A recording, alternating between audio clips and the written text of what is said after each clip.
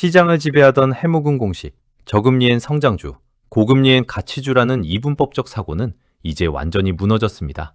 우리는 지금 단순한 경기 순환의 하강 국면이 아니라 자본주의의 엔진 자체가 교체되는 지점에 서 있습니다. 지난 40년 동안 글로벌 경제를 지탱해온 핵심 동력은 미국 연준의 무한한 유동성 공급과 중국의 저렴한 생산력이었습니다. 하지만 지정학적 갈등과 공급망의 블록화는 더 이상 싼 가격이 존재하지 않는 세상을 강요하고 있습니다. 금리가 낮아지면 다시 자산 가격이 오를 것이라는 막연한 기대는 인플레이션의 고착화라는 거대한 벽에 부딪힐 것입니다. 왜 미 연준은 과거처럼 과감하게 유동성을 풀지 못하고 시장의 눈치만 살피며 엇박자를 내는 것일까요? 원인은 간단합니다. 부채를 부채로 돌려막던 양적 완화의 한계 비용이 이제 수익을 초과했기 때문입니다. 정부 부채가 GDP의 120%를 넘어서는 순간부터 금리 인하는 자산 가격을 부양하는 것이 아니라 화폐 가치를 파괴하는 독이 됩니다. 자금이 이동하는 메커니즘을 보십시오. 과거에는 금리가 낮으면 기술주로 돈이 몰렸지만 지금은 현금 흐름이 확실한 실물 자산으로 숨어듭니다. 시장의 공포가 극에 달했던 순간마다 나타나던 연준의 구원은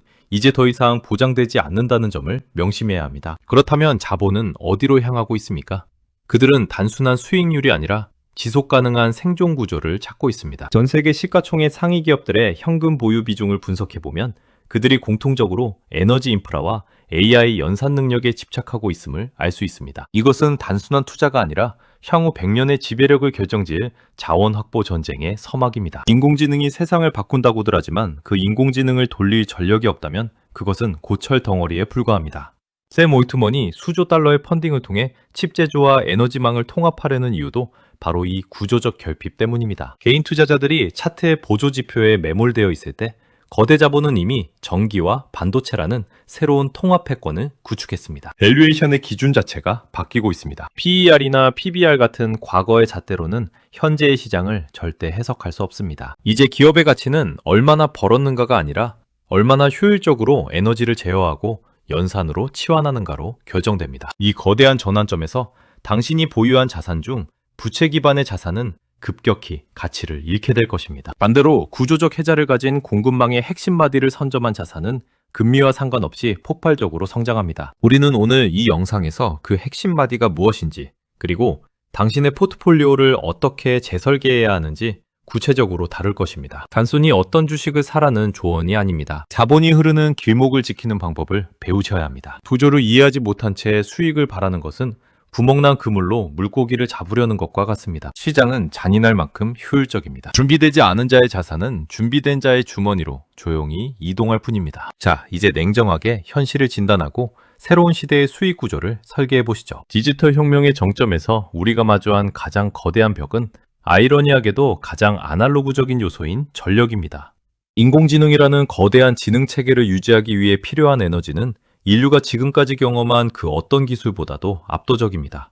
마이크로소프트가 가동이 중단되었던 스리마일섬 원자력 발전소를 다시 깨운 것은 단순히 ESG 경영을 위한 쇼가 아닙니다. 그들은 알고 있습니다. 전력을 확보하지 못한 AI는 한낱 연산 시뮬레이션에 불과하며 실제적인 부를 창출할 수 없다는 사실을 말입니다. 왜 수조 달러의 가치를 지닌 빅테크들이 발전소와 직접 전력 구매 계약을 맺으며 에너지 시장의 포식자로 돌변했을까요? 첫 번째 이유는 AI 연산 모델의 기하급수적인 확장성 때문입니다. 모델이 고도화될수록 전력 소모량은 선형적 증가가 아닌 폭발적 가속도를 가집니다. 기존의 노후화된 전력망으로는 이 막대한 부하를 감당할 수 없으며 이는 결국 연산 능력의 병목 현상을 초래하게 됩니다. 두 번째 이유는 전력의 안정성이 곧 데이터의 신뢰성과 직결되기 때문입니다. 0.1초의 전압 변동조차 초거대 AI 모델에는 치명적인 오류를 남깁니다. 태양광이나 풍력 같은 재생에너지는 간헐성이라는 치명적인 단점이 있어 24시간 끊임없이 돌아가야 하는 데이터 센터의 기저 부하를 담당할 수 없습니다. 결국 빅테크들은 탄소 배출이 없으면서도 가장 강력하고 안정적인 에너지를 공급할 수 있는 원자력과 SMR을 소형 모듈 원자로로 눈을 돌릴 수밖에 없었습니다. 여기서 발생하는 수익 구조의 핵심은 에너지의 수직 계열화입니다. 에너지를 스스로 통제하는 기업이 AI 패권의 최종 승자가 되는 메커니즘입니다. 에너지를 외부에서 구매하는 기업은 전력 단가 상승 리스크에 노출되지만 자체 발전원을 확보한 기업은 비용 구조를 완전히 장악하게 됩니다. 이것은 과거 산업혁명기 때 공장 옆에 운하와 철도를 직접 건설했던 철강왕들의 전략과 정확히 일치하는 시대적 반복입니다. 현재 글로벌 자본은 반도체 칩 설계 기업보다 그 칩을 돌릴 전력을 공급하는 인프라 기업의 밸류에이션을 더 높게 평가하기 시작했습니다. 변압기, 구리, 송전망, 원전 핵심 부품을 생산하는 기업들의 주가가 기술주를 압도하는 현상이 바로 이 구조적 변화의 증거입니다. 당신이 단순히 엔비디아의 주가만 보고 있을 때 진짜 큰 손들은 이미 텍사스와 버지니아의 전력망 부지를 선점하고 있었습니다. 이 과정에서 발생하는 그리드플레이션은 일반 대중의 전기요금을 상승시키고 부를 빅테크의 연산력으로 강제 이전시킵니다. 결과적으로 에너지는 이제 단순한 공공재가 아니라 부의 격차를 결정짓는 핵심적인 자산적 속성을 갖게 되었습니다. 이러한 메커니즘을 이해하지 못한 투자자들은 에너지 가격 상승을 악재로만 받아들이지만 전략가는 이를 수익 구조의 전이로 해석합니다. 우리는 이 지점에서 질문을 던져야 합니다. 과연 어느 기업이 가장 저렴하고 안정적인 에너지 포트폴리오를 구축했는가? 단순히 전기를 많이 쓰는 기업이 아니라 에너지를 연산 효율성으로 가장 잘 치환하는 기업이 새로운 밸류에이션의 주인공이 될 것입니다. 이제 산업 구조는 지능이라는 소프트웨어에서 에너지라는 하드웨어로 무게중심이 완전히 옮겨졌음을 인정해야 합니다. 이 변화는 일시적인 테마가 아니라 인류가 화석연료에서 전기에너지 기반의 문명으로 완전히 넘어가는 과도기적 현상입니다. 이 규목을 지키지 못한다면 당신의 자산은 급격히 오르는 에너지 비용과 AI 서비스 구독료 사이에서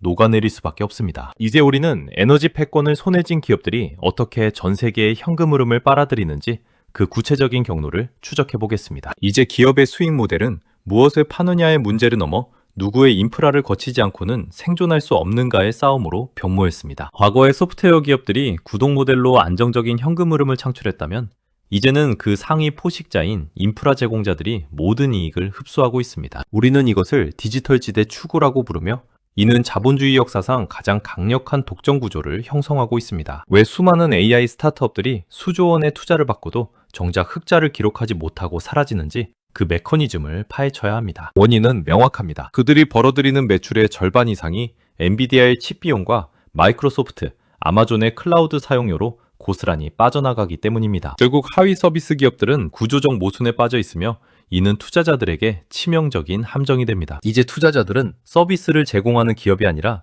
서비스를 가능하게 하는 병목 구간을 장악한 기업에 주목해야 합니다. 병목 구간이란 공급은 제한적인데 수요는 무한한 영역, 즉 고성능 HBM 반도체, 특화된 데이터 센터, 그리고 앞서 언급한 독립적 에너지망을 의미합니다. 이 구간을 장악한 기업들은 가격 결정권을 가지며 인플레이션 환경에서도 비용을 고객에게 완벽하게 전가할 수 있습니다. 반면 이 인프라 위에 올라탄 서비스 기업들은 치열한 가격 경쟁과 인프라 비용 상승이라는 이중고에 시달리며 마진율이 붕괴될 것입니다. 데이터 기반의 통찰을 보십시오. 현재 빅테크의 자본 지출은 전년 대비 40% 이상 폭증하고 있지만 이는 단순한 비용 지출이 아닙니다. 이는 경쟁자들이 감히 넘볼 수 없는 거대한 기술적 해자를 현금으로 바르고 있는 과정이며 후발주자들의 진입 장벽을 영구적으로 높이는 작업입니다. 결과적으로 자본은 점점 더 소수의 승자에게 집중될 것이며 중간지대에 머무는 어설픈 기업들은 시장에서 퇴출당할 것입니다. 투자 심리 측면에서 대중은 여전히 혁신적인 앱이나 편리한 서비스에 열광하지만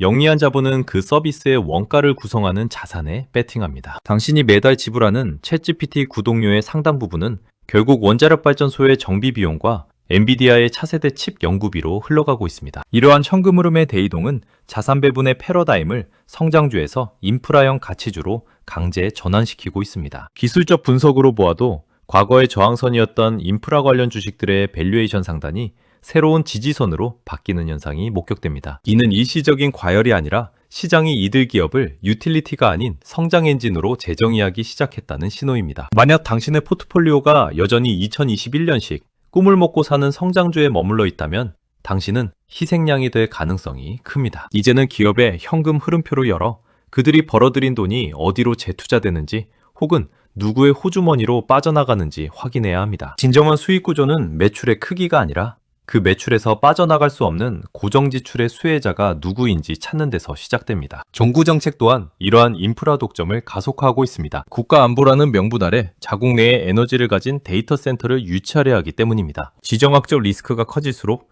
외부의 공급망에 의존하지 않는 독립적 인프라를 가진 기업의 가치는 천정부지로 솟구칠 것입니다. 이제 우리는 단순한 투자자를 넘어 자본의 길목을 지키는 디지털 지주가 되어야 할 시점에 도달했습니다. 이제 이론적인 해부를 마치고 당신의 계좌의 실질적인 수익의 구조를 이식해야 할 시간입니다. 앞서 분석한 에너지와 AI의 결합, 그리고 디지털 지대 추구의 원리를 바탕으로 우리는 3단계의 실행 전략을 수립합니다. 첫 번째 단계는 인프라의 병목에 직접 투자하는 것으로, 이는 자본의 입구를 선점하는 행위입니다. 전 세계적인 전력망 노후화와 AI 데이터 센터의 폭증이 맞물리며 발생하는 이 수요는 공급 측의 물리적 한계로 인해 최소 10년 이상의 초과 수익 구간을 형성합니다. 두 번째 단계는 잉여 현금 흐름의 재투자 효율성을 기준으로 포트폴리오를 필터링하는 것입니다. 단순히 매출이 높은 기업이 아니라 벌어들인 현금을 다시 자신의 지배력 강화에 투입하여 자본 비용을 낮추는 기업만이 살아남습니다. 이러한 기업들은 외부의 금리 인상이나 인플레이션 압박에도 불구하고 스스로의 생태계 안에서 이익률을 방어하는 독자적인 경제 시스템을 구축하게 됩니다. 세 번째 단계는 부채 위기에 대비한 실물 연산 자산의 비중 확대입니다. 화폐 가치가 하락하는 구간에서 비트코인이나 금이 안전자산의 역할을 했다면, 앞으로는 실질적인 연산력을 생산하는 인프라 자체가 새로운 기축통화의 가치를 지닐 것입니다. 이제 우리는 최악의 시나리오를 검토해야 합니다. 시장이 항상 우리의 설계대로 움직이지는 않기 때문입니다. 첫 번째 리스크는 정부의 반독점 규제입니다. 빅테크의 에너지 및 인프라 독점이 국가의 통제권을 넘어설 때 강력한 해체 압박이 올 수 있습니다. 두 번째 리스크는 기술적 도약의 지연입니다. 핵 융합이나 차세대 배터리 기술이 예상보다 늦어질 경우 에너지 비용 상승이 기업의 마진을 갉아먹는 역효과가 발생합니다. 세 번째 리스크는 지정학적 국지전의 전면화로 특정 지역에 집중된 반도체 공급망이나 원자재 루트가 물리적으로 차단되는 경우입니다. 이 세 가지 리스크를 관리하기 위해 우리는 자산을 특정 지역이나 특정 기술에 몰빵하지 않는 구조적 분산을 실행해야 합니다. 왜 우리는 이토록 냉정하게 리스크를 분석해야 할까요? 투자는 확률의 게임이 아니라 살아남은 자가 패자의 자산을 흡수하는 전쟁이기 때문입니다. 밸류에이션 측면에서 현재 인프라 기업들의 주가는 과거 평균보다 높아 보일 수 있지만, 성장 속도 대비 가격으로 보면 여전히 저평가 구간에 있는 종목들이 많습니다. 기술적 분석상으로도 이들 핵심 자산은 장기 이평선을 지지하며 견고한 우상향 채널을 형성하고 있으며, 이는 거대 자본의 매집이 지속되고 있다는 증거입니다. 개인 투자자들이 단기 변동성에 일희일비하며 물량을 던질 때 그 물량을 받아내는 주체는 언제나 이 구조의 종착지를 알고 있는 기관과 국가 펀드들입니다. 당신의 포트폴리오에서 현금 비중을 20% 이상 유지하십시오. 이는 위기 시에 자산을 방어하는 수단이 아니라 남들의 공포를 매수하기 위한 총알입니다. 자산 배분의 핵심은 공포의 시기에 가장 확실한 해자를 가진 기업을 얼마나 싼 가격에 확보하느냐에 달려 있습니다. AI 비즈니스 모델의 확장 가능성은 무궁무진하지만 그 뿌리는 결국 현실 세계의 물리적 자산에 닿아 있음을 잊지 마십시오. 이제 여러분은 단순한 정보 소비자가 아니라 자본주의의 새로운 설계도를 이해한 전략가로서 시장을 대해야 합니다. 지식은 실행될 때 비로소 수익이라는 숫자로 치환됩니다. 오늘 배운 구조를 당신의 계좌에 투영해 보십시오. 다음 영상에서 더 깊은 데이터와 날카로운 분석으로 자본의 다음 이동 경로를 미리 선점하겠습니다.